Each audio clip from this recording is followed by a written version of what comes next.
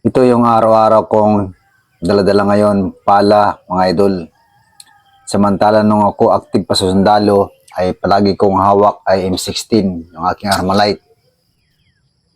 Tuwing matutulog ako noon, katabi ko lagi ang aking Armalite. Kaya yun na ang aking dala-dala lagi. Ngayon naman, ang dala-dala ko ngayon, pala na lang mga idol. Ito pala yung tinatanim ko ngayon, yung alokbati. Yan. Ito naman ay nagbubungkal ako dito para taniman ko ng mga halo-halong gulay. Kasi mahilig talaga ako kumain ng mga gulay mga idol. Kaya ito ay lahat kasi yan binubungkal ko araw-araw. Tuwing umaga ko ginagawa mga idol.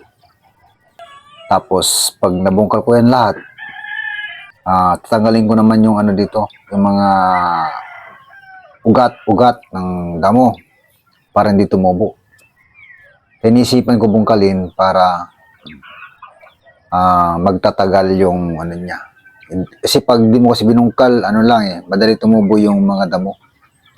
Kaya ang technique dito ay bungkalin, uhukayin, para yung damo mamatay. Ito pala yung gilid na yan, tataniman ko ng mga kamote yan, para double purpose siya. Tuwing naglilinis kasi ako dyan, sabi ko sayang na walang tanim. Kaya dapat yan may tanim na kamote. Kaya gusto ko taniman ng kamote para at least may purpose. Ito pala yung tatanim ko ngayon ng kamote. Yan. Kasi mahilig din ako kumain ng kamote.